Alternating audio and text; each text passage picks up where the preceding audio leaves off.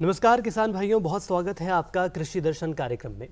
कृषि दर्शन एक ऐसा कार्यक्रम जिसमें हम गांव किसान की बात करते हैं, खेत खलिहान की हम बात करते हैं। इसके साथ हमारी ये कोशिश रहती है कि किसान भाइयों को कृषि के क्षेत्र को आखिर कैसे आगे बढ़ाना है, इस मुद्दे पर तमाम हम सवालों के जवाब आप तक पहुंचाते हैं। हमेशा की तरह हमारे साथ एक खास मेहमान मौजूद हैं। सबसे पहले मैं आपका परिचय उनसे करा देता हूं, उसके बाद आपको बताऊंगा कि आखिर कौन से विषय पर आज हम बातचीत करने वाले हैं। तो हमारे साथ प्रसार वैज्ञानिक डॉक्टर अंकिता पांडे जी मौजूद हैं। कृषि विज्ञान केंद्र देवास से आप हमारे बीच मौजूद हैं। मैडम, आपका बहुत स्वागत है कृषि दर्शन में। नमस्ते सर। किसान भाइयों, आज हम बात करने वाले हैं फूलों की खेती के साथ मधुमक्खी पालन से किसान भाई अपनी आय आखिर कैसे बढ़ा सकते हैं। तो मैडम, सबसे पहला सवाल मेरा यही है आपसे कि फूलों की खेती के साथ मधुमक्खी पालन का उद्देश्य आखिर क्या है। देखिए, अगर हम फूलों की खेती के साथ में उद्देश्य की अगर हम बात करते हैं तो सबसे पहले यही एक उद्देश्य है कि हम किस तरह से हमारे किसान भाइयों को लाभ का व्यवसाय दे सकें। जैसे कि किसान भाई आप सभी जानते हैं, आजकल कृषि करना सहज नहीं है। कृषि को हमें लाभ का व्यवसाय बनाने के लिए बहुत सारी ऐसी आधुनिक तकनीकी हैं जिनको अपनाने की आवश्यकता है, जिसमें आता है फूलों की खेती और फूलों की खेती के साथ में मधुमक्खी पालन। इसमें अगर हम बात करते हैं तो हमें सबसे पहले जो हमारा फसल वृद्धिकरण है उसको अपनाने की आवश्यकता है। फसल वृद्धिकरण इसलिए क्योंकि जो हमारे किसान भाई हैं ज़्यादातर खरीफ की फसल में सोयाबीन की खेती लेते हैं और रबी में गेहूं और चना लेते हैं। इसके साथ में अगर हम अतिरिक्त आमदनी के लिए और अधिक फसलों का उपयोग करेंगे तो कहीं ना कहीं हमारे किसान भाइयों को अच्छा लाभ प्राप्त होगा। और इसी तारतम्य में हम अगर फूल की खेती पे जाते हैं और मधुमक्खी पालन करते हैं तो उसके साथ में किसान भाइयों को एक अच्छा व्यवसाय मिल सकता है और उससे अतिरिक्त लाभ प्राप्त हो सकता है। बिल्कुल, लेकिन मैडम यदि हम संभावनाओं की बात करते हैं तो फूलों की खेती में किसान भाइयों के लिए क्या संभावनाएं आप देखती हैं। देखिए, जैसे कि फूलों की खेती अभी बहुत कम है, लेकिन हमारे यहाँ पे बाहर से फूल मंगाए जाते हैं।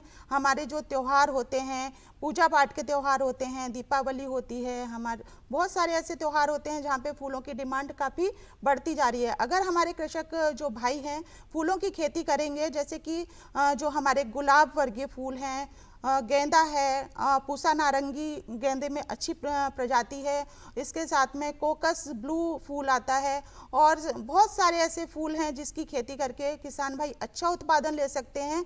गुलाब की खेती के लिए आप 1000 स्क्वायर फीट में अगर आप एक बार अपनी कलम लगा देते हैं तो कम से कम 15 से 20 साल तक आपको देखने की आवश्यकता नहीं है और एक सीजन में 2000 मतलब पर डे इनकम प्राप्त कर सकते हैं। और 2000 से 5000 जब उनका सीजन आता है जैसे त्योहार वगैरह, तो 5000 तक भी इनकम ये पर डे फूलों से ही प्राप्त कर सकते हैं। चलिए मैम, ये तो हमने बात कर ली फूलों की खेती में आखिर किसान भाइयों के लिए क्या संभावनाएं हैं, लेकिन मधुमक्खी पालन की हम बात करें तो आखिर मधुमक्खी पालन क्या होता है।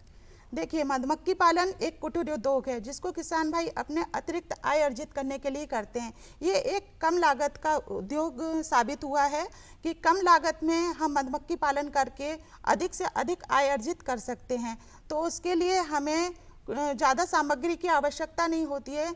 थोड़ी सी सामग्री में ही हम फूलों की खेती या आपकी जो दलहनी तिलहनी जो फसलें हैं उनके साथ में भी मधुमक्खी पालन इजीली कर सकते हैं और आपकी फसल उत्पादन तो हो ही रहा है, उससे तो किसान भाई आय प्राप्त कर रहे हैं, लेकिन साथ ही साथ वो मधुमक्खी पालन से भी अतिरिक्त एक आमदनी का स्रोत साबित हो सकता है। तो ये माना जा सकता है कि फूलों की खेती के अलावा मधुमक्खी पालन से भी किसान भाई अच्छी आय जो है वो हासिल कर लेते हैं। लेकिन यदि किसान भाई शुरुआत अगर से करना चाहते हैं मधुमक्खी पालन से, तो आवश्यक उपकरण आखिर उन्हें कौन से चाहिए रहेंगे।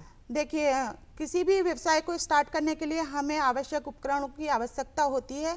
इसके लिए सबसे पहले आप जो कृषि अगर कर रहे हैं तो उनको खुली भूमि, एक रानी मधुमक्खी होती है, आपके जो लकड़ी के बॉक्स होते हैं, हाथों में पहनने के ग्लव्स और जो मुंह होता है उसको कवर करने के लिए भी आपको मास्क का उपयोग करना पड़ता है। मधुकच्छ होता है, शिशु कच्छ होता है, लपट्टा और इस तरह से एक मोम की सीट होती है जिसमें जो श्रमिक मधुमक्खी होती हैं वो बैठकर वो जालीनुमा बनाती हैं। जैसे आपने देखा होगा कि जाल टाइप का बुनती हैं छाता जो मधुमक्खी का, तो वो उस सीट पे बैठ के बनाती हैं। तो इस तरह से हमें थोड़े से उपकरणों की आवश्यकता होती है मधुमक्खी पालन के लिए, जिसके माध्यम से हम जो किसान भाई हैं वो अपने व्यापार को आगे बढ़ा सकते हैं। लेकिन मैम, यदि मधुमक्खियों की हम बात करें तो क्या ये भी माना जा सकता है अलग अलग प्रकार की मधुमक्खियों की भी आवश्यकता रहती है। जी बिल्कुल, जो हमारे किसान भाई हैं, मतलब अगर प्रकार की हम बात करते हैं कि कितने प्रकार की मधुमक्खियों की आवश्यकता होती है, तो उसमें 3 प्रकार की मधुमक्खी की आवश्यकता होती है। सबसे प्रथम आती है हमारी रानी मधुमक्खी, जिसका जीवन काल 1 साल तक चलता है। ये बहुत ही उपयोगी मधुमक्खी है। 24 घंटे में कम से कम 800 से 1500 तक अंडे रिलीज करती है एक दिन के अंदर। और जब वो अंडे रिलीज हो जाते हैं तो उनको खाना खिलाने के लिए हमारी जो सेकंड नंबर की जो मधुमक्खी है वो श्रमिक मधुमक्खी होती है।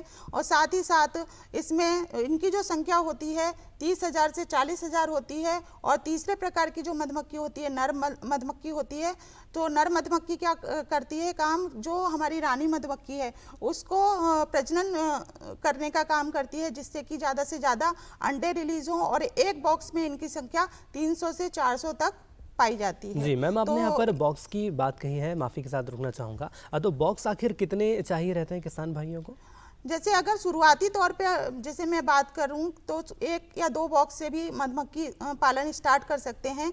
एक बॉक्स में लगभग 40 से 50 केजी तक मधुमक्खी पालन कर सकते हैं किसान भाई। और अगर आप इस व्यवसाय को बड़ा करना चाहते हो तो 10 बॉक्स, 20 बॉक्स और जितना भी आप ले जाना चाहें उतने बॉक्स को आप मधुमक्खी पालन के लिए इस्तेमाल कर सकते हैं। लेकिन मैम ये भी देखा गया है कि जब भी किसान भाई कोई नई खेती की शुरुआत करते हैं या इसमें कोई नवाचार करना चाहते हैं तो खर्चे का एक पहले ही आंकड़ा तय रहता है। तो मधुमक्खी पालन में शुरुआती खर्चा आखिर कितना लगता है? देखिए, अगर एक बॉक्स की बात करते हैं हम मधुमक्खी पालन में तो 4 से 5,000 तक का हमारा खर्चा आता है। यहीं पे अगर हम 10 बॉक्स अगर लगाते हैं एक साथ तो 35 से 40,000 तक का खर्चा हमारा एक बार में आता है। और जिसमें एक बॉक्स में जैसे मैंने पहले भी आपको बताया है कि 40 केजी तक हमको शहद प्राप्त हो जाता है, जिसकी अगर हम मार्केट वैल्यू निकालते हैं तो 200-250 तक जाती है 1 केजी की, है ना। तो उसमें आपको 1 लाख तक आय अर्जित हो जाती है। तो कहीं ना कहीं ये मुनाफे का सौदा है। आप 30 से 40,000 लगा रहे हैं और आप एक कृषि के साथ में अगर अलग से ये व्यवसाय कर रहे हैं तो आपको जो 60,000 से 65,000 जो रुपए मिल रहे हैं वो एक आपकी अतिरिक्त आमदनी साबित हो सकती है। बिल्कुल, इससे मुनाफा माना जा सकता है जी। लेकिन मैं मधुमक्खी पालन की शुरुआत के लिए क्या कोई सही समय भी रहता है कि किसान भाई उस सही समय पर अपने इस नवाचार की शुरुआत कर सकते हैं? जी बिल्कुल, जो हमारा मधुमक्खी जो होती है वो जो ठंड के दिन होते हैं जैसे नवंबर से लेके फरवरी माह तक का वो काफ़ी सक्रिय रहती है उस समय। और इसका जो सक्रिय, क्योंकि इसका जो तासीर होती है वो काफ़ी ठंडी होती है मधुमक्खी की। तो जब ठंड उसको लगती है तो वो बॉक्स में से बाहर निकाल के फूलों पे बैठती है और उसी समय हमारे फूलों की खेती भी काफ़ी होती है। जैसे गेंदा आप देख रहे हो या आपके गुलाब वगैरह ठंड में काफ़ी ज़्यादा उगा सकते हैं किसान भाई। तो उसके साथ में अगर हम मधुमक्खी पालन करेंगे नवंबर और फरवरी माह में तो काफ़ी ज़्यादा अच्छा रहेगा। और अगर इसकी लाइफ साइकिल की अगर हम बात करें तो इसकी जो लाइफ साइकिल होती है वो 45 डेज की होती है, जिसमें आपका पहले अंडा, लार्वा और उसके साथ में आपकी जो इल्ला अवस्था होती है और एक वयस्क जो मधुमक्खी होती है। तो इन 4 स्टेज में आप पूरी होते होते मधुमक्खी का 45 डेज तक का साइकिल होता है। जी मैम, ये तो आपने पूरा लाइफ साइकिल बता दिया, लेकिन अब यदि हम बात करें तो एक सवाल जहन में आता है कि शहद आखिर कब तक आ जाता है? शहद का जो प्रोड्यूस करने का वक्त रहता है वो क्या रहता है? जैसे मैंने अभी आपको बताया कि जो 4 चरण में इसका जो लाइफ साइकिल होता है 45 डेज का, लेकिन जब इसी बीच में ये शहद उत्पादित कर देती है। जब आपका जो मोम की जो सीट होती है जिसमें मधुमक्खी शहद इकट्ठा करती है उसको अगर धारदार चाकू की सहायता से काट दिया जाता है तो हमें 15 दिन के अंदर शहद मिल जाता है। इसके अलावा मैडम मैं आपसे ये समझना चाहूँगा कि शहद की हम बात कर लें तो शहद बनाने की जो प्रक्रिया रहती है, पैकेजिंग रहती है, मार्केट में उसको सेल करने का जो पूरा तरीका रहता है, इससे एक बार आप विस्तार से बताइए।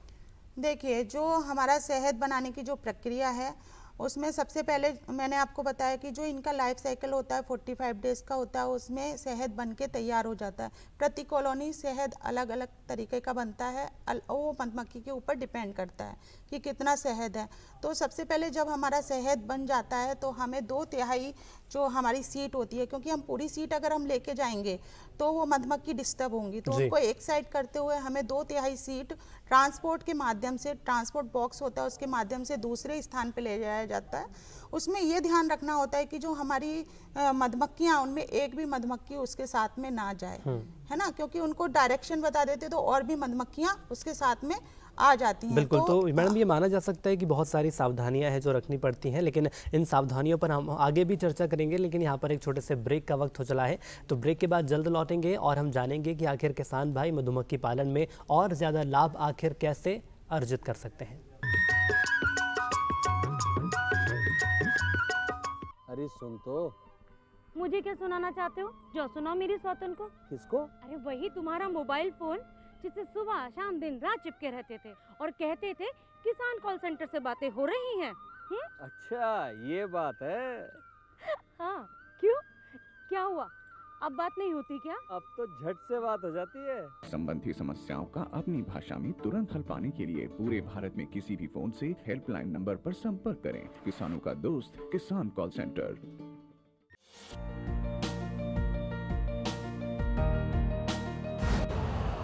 यूरिया का स्वदेशी उत्पादन 70 लाख टन बढ़ाने के लिए 6 उर्वरक संयंत्रों का उद्धार किया जा रहा है। FCIL के गोरखपुर, सिंदरी, तलचर और रामागुंडम संयंत्र, HFCL की बरौनी इकाई और BVFCL की नामरू फोर्थ। सोने पर सुहागा ये है कि देश में अब बनेगा सिर्फ नीम लेपित यूरिया, क्योंकि इससे होगा किसानों का फायदा ही फायदा। अनाज का उत्पादन 10% तक बढ़ेगा। बढ़ेगी 10 से 15% नाइट्रोजन क्षमता।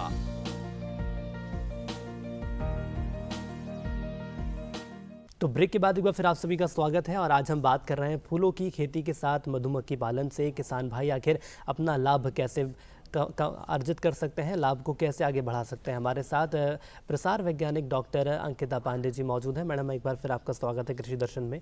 और रखरखाव की हम बात कर रहे थे ब्रेक पर जाने से पहले, उसी को एक बार फिर से अगर आप बताएं। देखिए, प्रोसेसिंग की हम बात कर रहे थे, तो प्रोसेसिंग में सबसे पहले मैंने बताया आपको कि जो हमारी सीट है मधुमक्खी की, उसमें 2/3 हिस्सा हमें ट्रांसपोर्ट बॉक्स होता है उसमें ले जाके हमें दूसरे कमरे में रखना होता है। और इसमें विशेष सावधानी ये रखनी है कि कोई भी एक भी मधुमक्खी उसके साथ में ना जाए।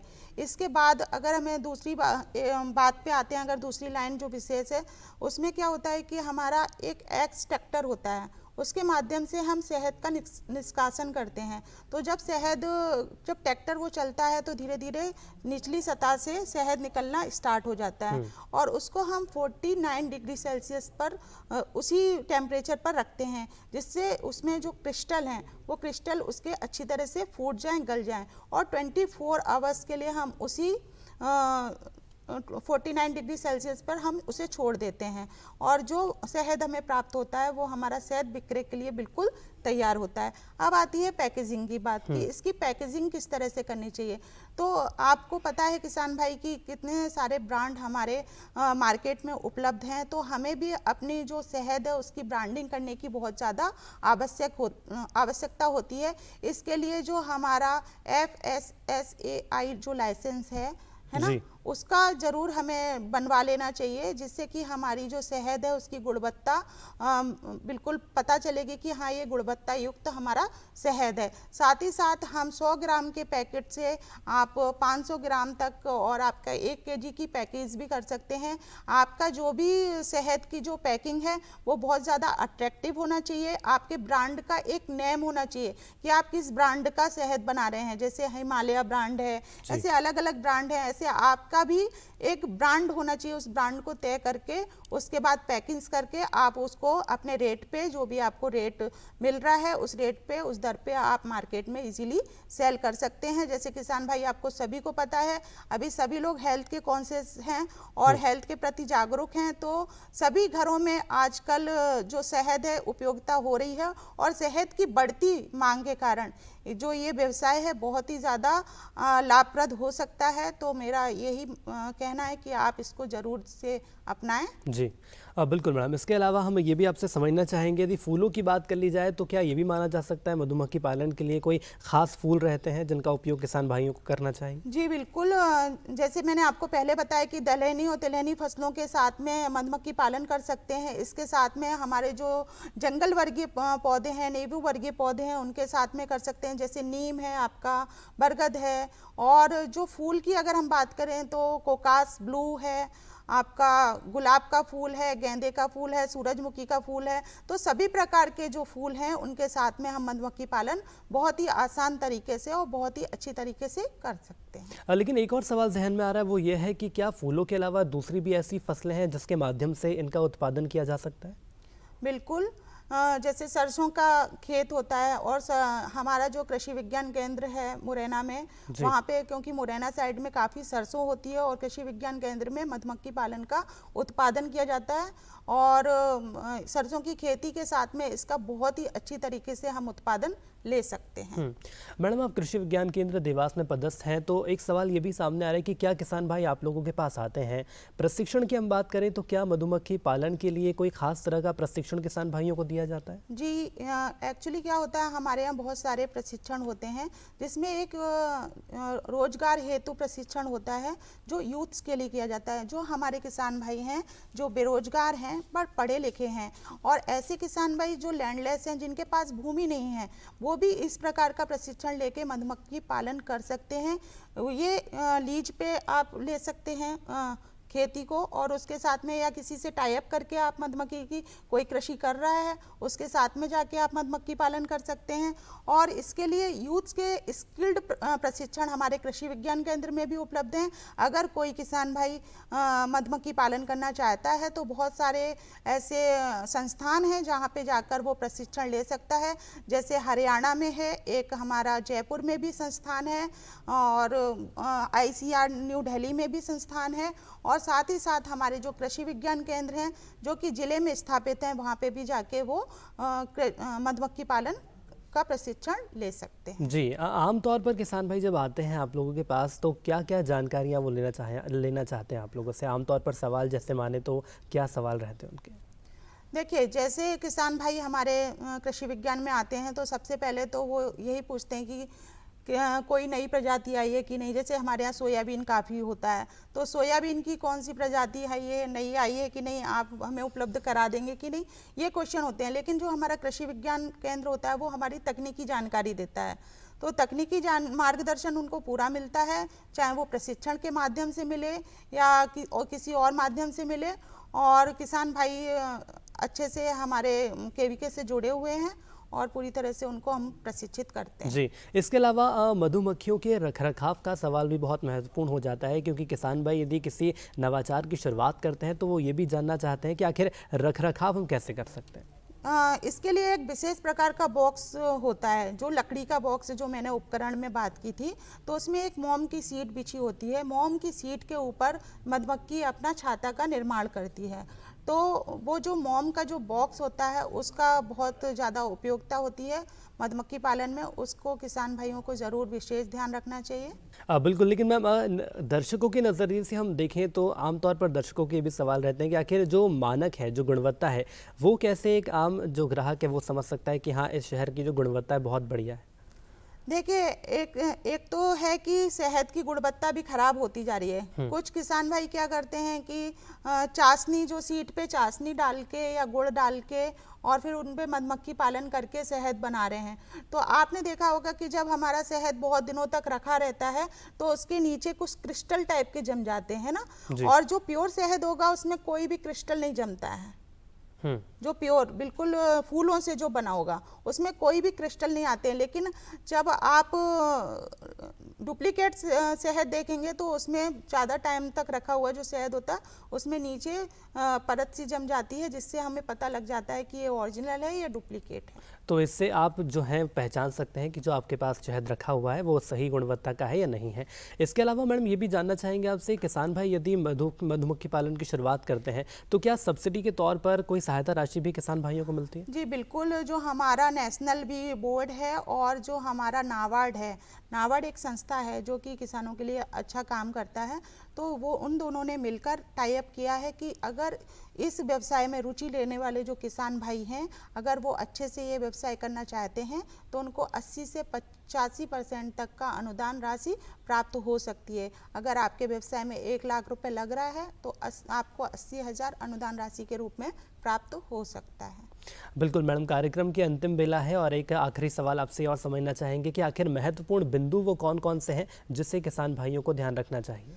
देखिए, सबसे पहला जो महत्वपूर्ण बिंदु होता है कि जब भी हम मधुमक्खी पालन करें तो हमें ये विशेष ध्यान रखना चाहिए कि हम जहाँ पे छाते रख रहे हैं उसका जो एरिया है वो किस तरह से होना चाहिए। जैसे कभी कभी क्या होता है, तूफान आ जाता है, जो हम बॉक्स रख रहे हैं वो साफ़ सुथरी जगह पे होना चाहिए, है ना। और उसके साथ साथ में ज़्यादा से ज़्यादा पेड़ पौधे होने चाहिए आसपास, जिससे मधुमक्खियाँ ज़्यादा से ज़्यादा शहद को एकत्र कर सकें।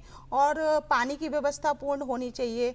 और जो हमारे नर मादा जो उनके माता पिता हैं मधुमक्खी के, उनकी जो क्रॉस है उसको प्रॉपर वे में कराना चाहिए। तो इस तरह से हमें ध्यान रखना चाहिए। और साथ साथ में हमें कौन सी मधुमक्खी का पालन करना है, उसका क्या गुण है, उसका क्या व्यवहार है, उसके ऊपर भी हमें पूरा विशेष ध्यान रखना चाहिए। साथ में मैं किसान भाइयों को एक बात बोलना चाहूँगी, अगर किसान भाई ये अकेले खेती नहीं कर सकते हैं तो आप एक ग्रुप बना सकते हैं अपने गाँव में।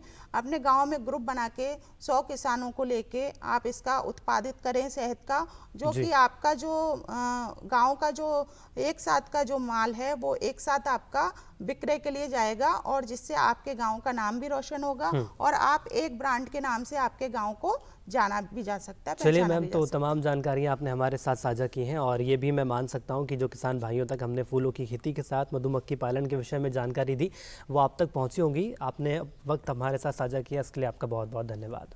धन्यवाद। तो किसान भाइयों, कार्यक्रम की अंतिम बेला है और अब वक्त हो चला है खबरें खेती पर नजर डालने का। नमस्कार किसान भाइयों, खबरें खेती में आपका स्वागत है। आइए नजर डालते हैं आज की खास खबरों पर। चेहरा दिखाकर करें केवाईसी, लाइसेंस बनाना करें आसान, जैविक खेती की तरफ रुझान, कृषक प्रशिक्षण आयोजित और बिना बीज लगाएं बगीचा। और अब खबरें विस्तार से। सरकार ने किसानों की सुविधा के लिए एक नया मोबाइल ऐप शुरू किया है, जिसकी सहायता से वे घर बैठे आसानी से ई-केवाईसी कर सकेंगे। इस पीएम किसान मोबाइल ऐप को केंद्रीय कृषि एवं किसान कल्याण मंत्री नरेंद्र सिंह तोमर ने लॉन्च किया। इस अवसर पर केंद्रीय मंत्री श्री तोमर ने कहा कि प्रधानमंत्री किसान सम्मान निधि भारत सरकार की एक बहुत ही व्यापक और महत्वाकांक्षी योजना है, जिसके क्रियान्वयन के लिए राज्य सरकारों ने काफी परिश्रम पूर्वक अपनी भूमिका निभाई है। इसी का परिणाम है कि लगभग 8.5 करोड़ किसानों को केवाईसी के बाद हम योजना की किस्त देने की स्थिति में आ गए हैं। इस मोबाइल ऐप के माध्यम से बिना ओटीपी या फिंगरप्रिंट के ही फेस स्कैनर से ई-केवाईसी पूरा कर सकते हैं। यही नहीं, एक किसान 100 अन्य किसानों को भी उनके घर पर ई-केवाईसी करने में मदद कर सकता है। भारत सरकार ने ई-केवाईसी को अनिवार्य रूप से पूरा करने की आवश्यकता को समझते हुए किसानों का ई-केवाईसी करने की क्षमता को राज्य सरकारों के अधिकारियों तक भी बढ़ाया है, जिससे हर एक अधिकारी 500 किसानों हेतु ई-केवाईसी प्रक्रिया को पूर्ण कर सकता है। ई नाम को और अधिक सशक्त बनाने के लिए अंतर्राज्यीय व्यापार को सुगम बनाया जाए, मंडी व्यापारियों के लिए लाइसेंस प्रक्रिया को सरल करने पर कार्य करें। यह बात केंद्र सरकार की योजना ई नाम के अपर सचिव फैज अहमद किदवई ने मध्य प्रदेश मंडी बोर्ड मुख्यालय में आयोजित समीक्षा बैठक में कही। इस अवसर पर किसानों द्वारा लाई गई कृषि उपज का प्रयोगशालाओं में किस प्रकार गुणवत्ता परीक्षण किया जाता है के बारे में विस्तार से चर्चा की गई। इसके साथ ही बैठक में service provider, platform to platform, grievance redressal mechanism सहित कई अन्य विषयों पर भी चर्चा की गई। बैठक में एमपी फॉर्म गेट ऐप के बारे में विस्तार से बताया गया। इस अवसर पर प्रबंध संचालक मंडी बोर्ड जीवी रश्मि सहित वरिष्ठ अधिकारी मौजूद थे।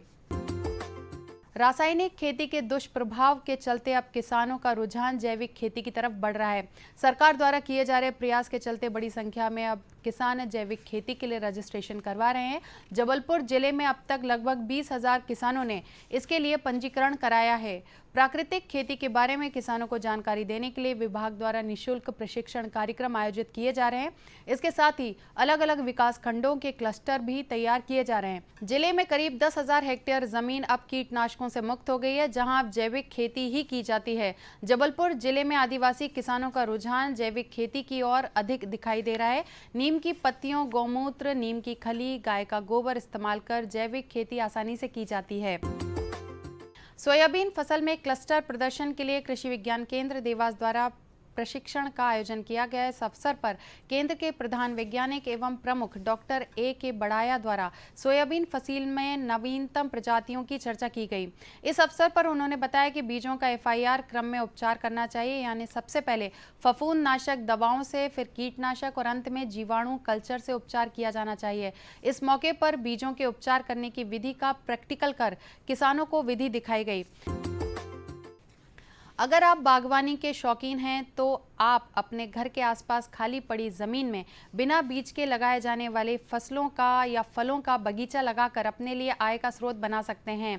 अनानास, इलायची, ड्रैगन फ्रूट, मौसम्बी, केला, कटहल, अनार, नींबू सहित कई अन्य प्रकार की फल और सब्जियां कटिंग की सहायता से उगा सकते हैं।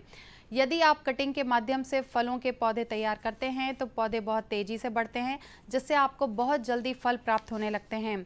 पौधे की कटिंग लगाने के लिए सबसे पहले आपको एक अच्छे मौसमी स्थान को चुनना होगा जहां सूर्य की रोशनी पर्याप्त मिलती रहे। कटिंग करते समय कटिंग के साइज़ बहुत ज़्यादा बड़ा नहीं होना चाहिए। पौधे तैयार करने के लिए कटिंग का साइज़ लगभग 2 से 4 इंच तक का ही रखना चाहिए। जिस पेड़ की आप कटिंग लेने वाले हों वह पेड़ स्वस्थ होना चाहिए। पौधे की कटिंग को सुरक्षित काटने के लिए किसी पतले तेज धार वाले ब्लेड का प्रयोग करना चाहिए। तो किसान भाइयों, कृषि समाचारों में फिलहाल इतना ही। साथ ही मुझे दीजिए आज्ञा। नमस्कार।